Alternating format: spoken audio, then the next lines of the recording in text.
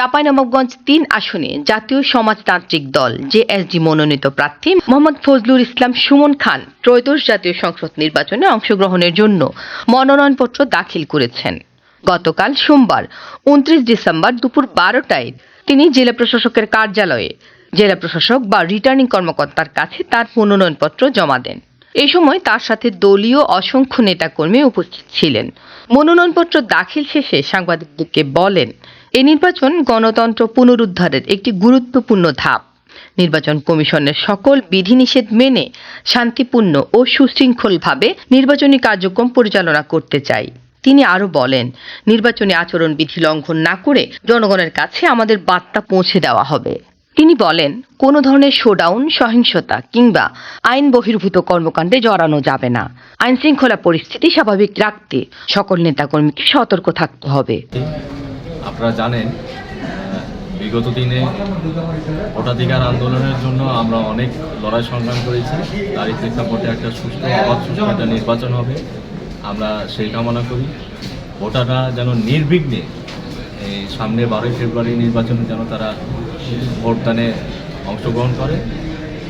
এবং সেই সাথে আমি একটা কথা বলতে চাই, আপনারা জানেন এই সদর ৩ আসনটি আমার পিতা মরহুম এহসান আলী খান, তিনি এই আসনটি তাদের এক সময় দুর্বল ছিল। আমি তার সন্তান হিসাবে এই চাঁপাইনবাবগঞ্জ থেকে এই আসনটি পুনরুদ্ধারের জন্য আমি আমার প্রাণপণ চেষ্টা থাকবে। এবং আমি আশা করি আমার যারা মুরব্বী আছে, দলীয় নেতাকর্মী আছে, তাদের মধ্যে যে আমি ব্যাপক উৎসাহ এবং উদ্দীপনা দেখছি, আমি আশা করি এই আসনটি আবার নতুন করে এহসান আলী খানের যে ঐতিহ্য ছিল সেই ঐতিহ্যটা আমি ধারাবাহিকতাটা আমি বজায় রাখতে পারবো। এই জন্য আপনাদের সবার কাছে আমি দোয়া চাই এবং আপনারা সবাই নির্বিঘ্নে ভোট দিবেন। একটা অবাধ সুষ্ঠু নির্বাচনের মাধ্যমে আগামী দিনে যে সরকার আসবে দেশের কল্যাণের জন্য এবং দেশের জনগণের উন্নয়নের জন্য সর্বদা তারা কাজ করে যাবে, আমি এই কামনা করি। তিনি আসন্ন নির্বাচনে জয়ী হয়ে এলাকার সার্বিক উন্নয়নে কাজ করার প্রত্যয় ব্যক্ত করেন এবং ভোটারদের কাছে দোয়া ও সমর্থন কামনা করেন। মনোনয়নপত্র দাখিলের সময় পুরো প্রাঙ্গণে উৎসবমুখর পরিবেশ লক্ষ্য করা যায় বলে দলীয় নেতাকর্মীরা জানান।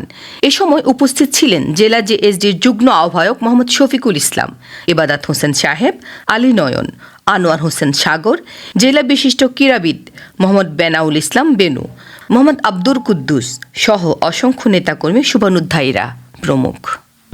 এবং আমি যদি নির্বাচিত হই, এই চাঁপাইনবাবগঞ্জের গণমানুষের যে আশা এবং আকাঙ্ক্ষা আছে, সেই আশা এবং আকাঙ্ক্ষা আমি নিশ্চয়ই পূরণ করব।